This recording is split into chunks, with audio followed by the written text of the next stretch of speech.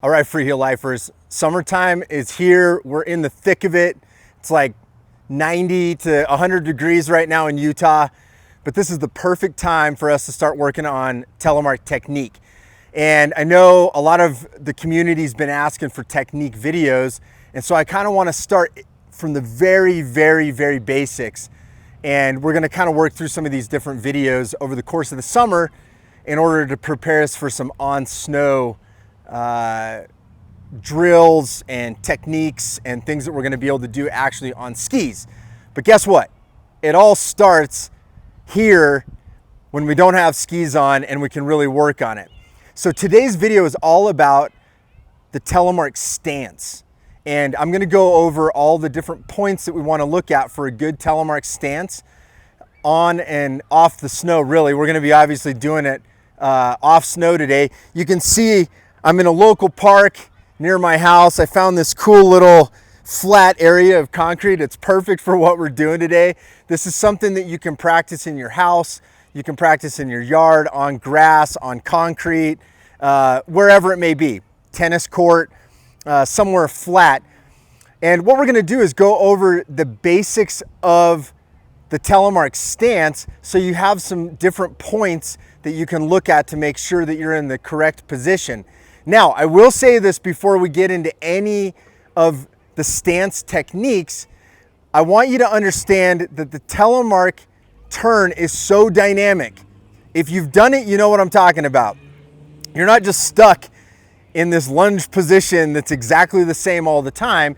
It's moving, okay? And there's a lot of movement happening up and down and forward and back.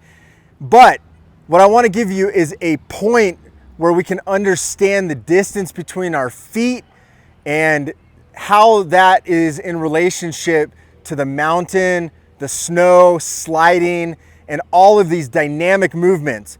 So we really want to start with the basics of what that stance looks like so that we can actually move into using it in a more dynamic sense. Okay, so for the first part of this exercise, what we need to understand first is the distance between our feet in both directions. So we're going to be creating what looks like a lunging motion to create the stance.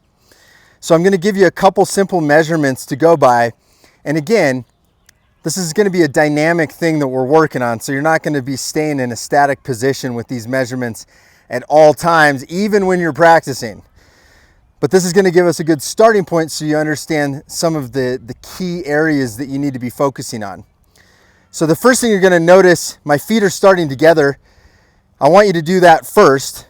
I want you to put one foot out in front of the other and put your heel at your toe and kind of turn it sideways so you get a basic understanding of about what is about half of your foot, okay? Once you've got that kind of marked out visually on your foot, you sort of know what that half foot distance is going to look like, or half a boot measurement, or half a shoe measurement, whatever you're wearing. So I'm going to call that about half a boot length, okay? Now there's a half a boot length between my feet, and I got that measurement from doing this little exercise right here, okay? That's the first thing I want to start doing, okay? Now that I've got that half a boot length, I want to get the distance between my feet here. And the way I'm going to do that is I'm also going to take my foot and I'm going to put heel touching my toe, okay? So if you're looking at it from the side, I'm doing this. And then where my heel is on the back foot, I'm going to put my toe there, okay? So essentially what we're looking for is about one boot length between the heel and the toe, and about a half a boot length distance between the boot, okay? So you can see from this angle here, I'm getting a half a boot length here, and I want about one boot length here, where my toe on the back foot is where my heel was from the measurement, okay? And that's going to give us the distance between the boots and also the distance between the boots heel to toe there. So before we move on, let's talk about why we're doing these measurements. Why are we putting our feet half a boot width apart from each other? And why are we having the length here? This is what we're gonna get into now. And this is such an incredibly important part of the Telemark stance, because everything in your turn that we're gonna develop as we go forward is gonna depend on this good base ability of having this good stance. So the first thing is, why put your feet like this? Well, think about it in terms of, if someone comes and knocks me over, my feet are together, I don't have much of a base, okay? So what we're doing is trying to create a base. That half a boot width is a good starting point for the base. We don't want to get too wide like we're riding a horse, but we can have this little bit here, that half a boot width between our feet gives us a nice ability to bend our knees, and I've got a good base side to side, okay? It's also makes it easy with most skis that we're gonna be skiing on. The width of the skis, it kind of keeps them from hitting each other and some other things. But really, base is the big thing.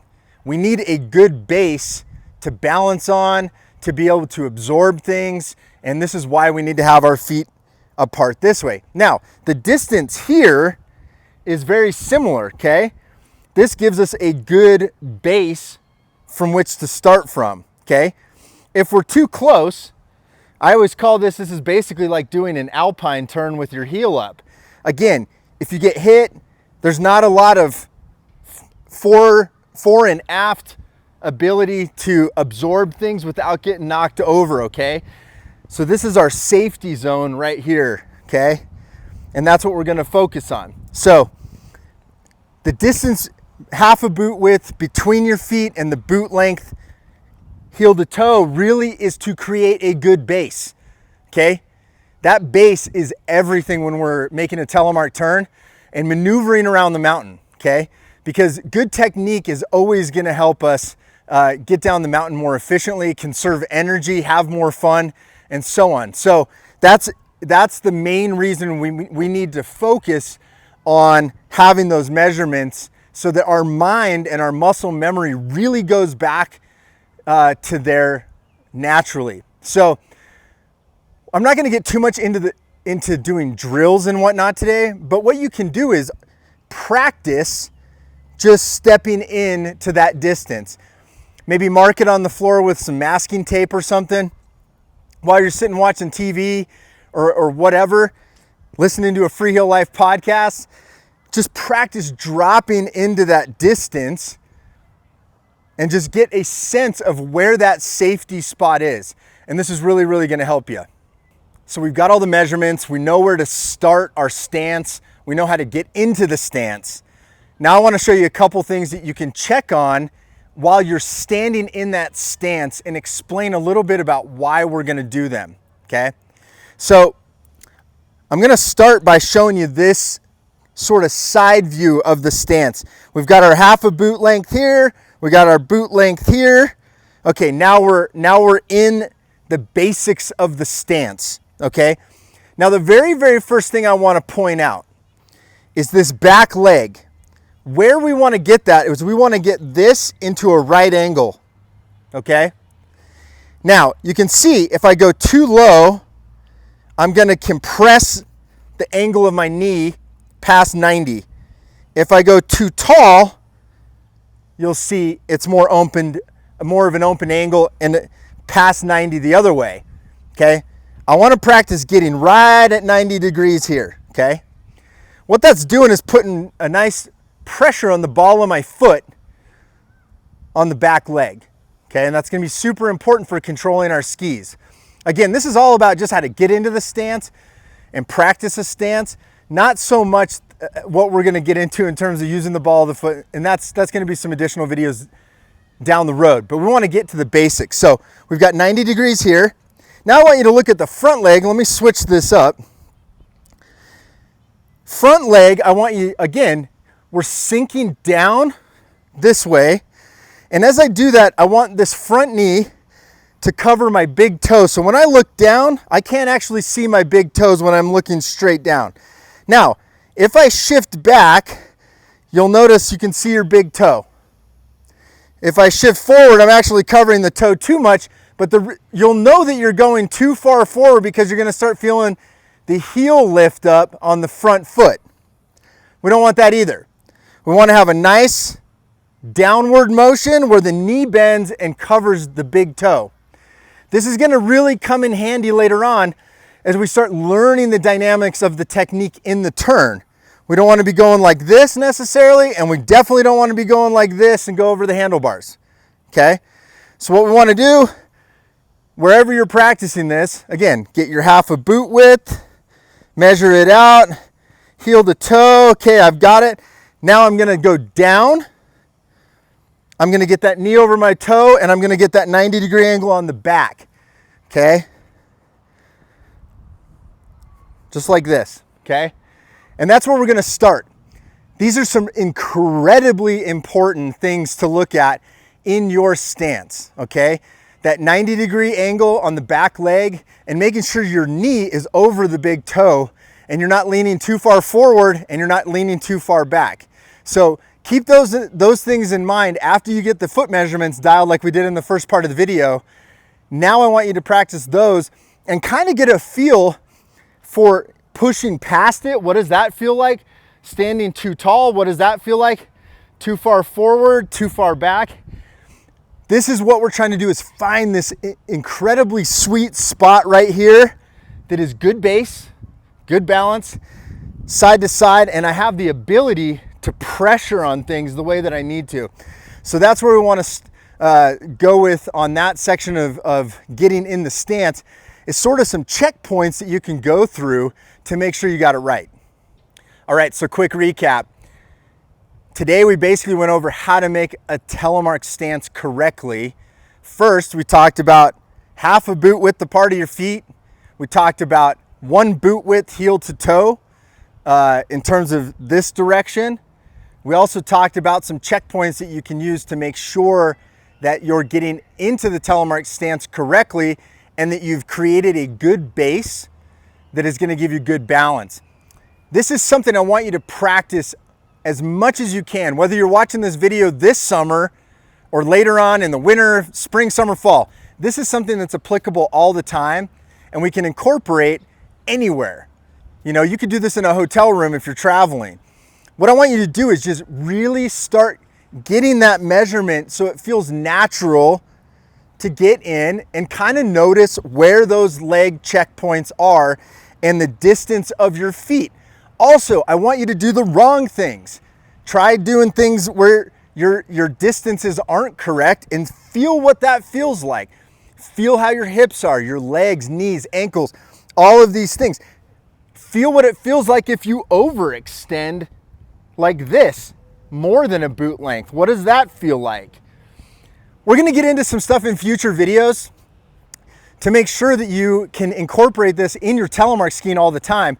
So whether you're watching this as a beginner, an intermediate, or advanced telemark skier, this is something we can always go back to. It's the basic fundamentals of the telemark turn. It's the stance.